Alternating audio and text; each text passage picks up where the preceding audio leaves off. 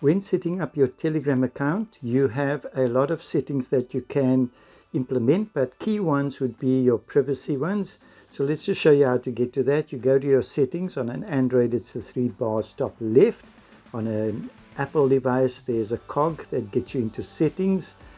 If we over here, before I tap on the settings, you'll see there's an area that says people nearby. If you tap on that, you'll see this instruction. Now, for people who don't want to link up with remote people and just be in random groups, I suggest you don't allow access into this area, else you're going to be inundated with thousands of people wanting you to join their groups and so forth. So this is a public domain.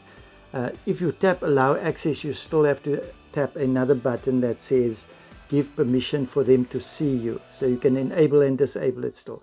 But I would suggest not even going further than this screen. If you're not into that social space, I don't tap that, so nobody that's nearby me can see me or I can see them. Then the other one is under settings, it's the privacy and security. That button, if you tap that now, all the areas on top that says privacy basically function in the same way. By that I mean that, for example, if you tap privacy phone numbers, all of them will have similar settings like this. Who can see your phone number? Everybody, only your contacts, or nobody. Similarly, now if you choose everybody, you can then have exceptions at the bottom. If I choose add an exception, I can choose one of the folk there that's an exception. So although everybody can see it, the exception maybe can't see it. If I say only my contacts, then I can have additional allow, always allow, or never allow. And then nobody, I can also have the additions of saying who can find my number, everybody, or only my contacts. So you can set up the different settings on that. I would suggest my options here would be just my contacts who can see my numbers. And then it's up to you to add exceptions if you don't want people to see your number.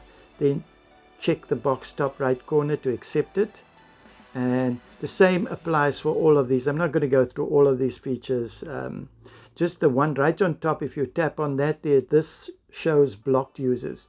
This is when you are able to take anybody's contact that's sent you messages or that's on your contact list and block them. And you can then unblock them when you choose to do so again. So let's just do one more there, I think, which is quite unique. It's the forwarding messages. So if I tap on there, it says here, who can add a link to my account when forwarding my message? So if I forward a message to somebody else, the person who sent the message or forward the message will have a link on the top area. So you can say everybody you send it to can then tap on then link to your account, or only your contacts, or nobody. Contacts would be a safer area because then it's pretty much who you have on your list. They can send messages in between themselves. Okay, so let's put it onto my contacts, and then of course you can allow exceptions. Tap the top right corner to accept it. So that's how you set that privacy areas. They basically work the same way. You set all the permissions. Don't set permissions to everybody if you don't want everybody to find your details, etc. Then the next one is security. The passlock is a password to access the Telegram application. You can add that. I don't have one on. That's just by choice, but if you want to make it totally secure, nobody can look at your Telegram on your device, then add a passlock. I would say it's essential to add a two-step verification. My one is on. Tap on that, and then on all your devices, the two-step verification will be applied. This just means that if you install Telegram on any other device, when the notification SMS comes through to verify that it is you, maybe you're putting it onto another device or another SIM card, it will request, in addition to this SMS notification, it will request this particular password to be put in. And this could be an alphanumeric password, the two-step verification. I really suggest you enable that. It's just another layer of security. Then active sessions is, these are all the devices in my example where I have this particular Telegram account running, and I can go to any one of them and remotely shut them down. So if I tap there, I can terminate that session that was running there. Because Telegram runs on multiple devices, if you if you allow them to run, and they run independent of each other. Whichever device you are logged in, you can disable all the others. So if you have one running on at work and you know that you've left it on at work, or you want to disable it, you just find the one in your list and you then deactivate that, and Telegram will still stay on that device, but it will remove your account. So anybody that's opening it out will just have to re-log in or re-register the Telegram on that device. You can go here to the top area, you see terminate all other sessions. So you can in one click terminate everything else on all other devices, and you'll be on this device only. Then the 1 year delete my account. If I'm away for 1 year, you can set that for different periods, but I would suggest set it for 1 year, because if you're not working with your Telegram account for 1 year, it automatically will remove it. You don't want to leave it for a month, because you might be not accessing it for a month, and that's quite a short period. Okay, so I put that on a year, and then the other things are very technical with bots and websites. You don't need to worry about that now. Then under contacts, you have your contacts that are synced from your device up into the cloud.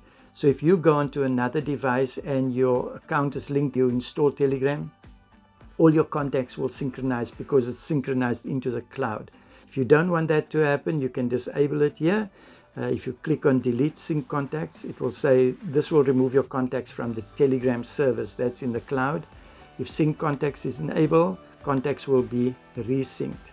So I leave that on because on whichever device I'm on, I want to have all my contacts accessible. And then the final part is your secret chats. When you are sending a secret chat, that's to another device. They have to accept the request for a secret chat, and that makes a device-to-device encryption.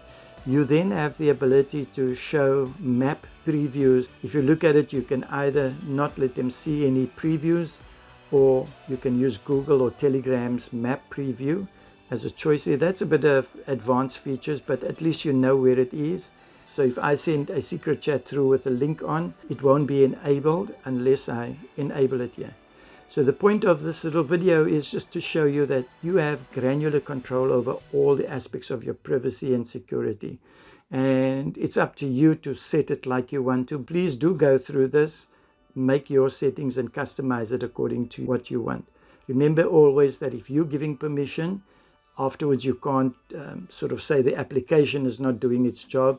You have given the access. So if you don't want to give access, shut off all the things that needs to be private and secure for you.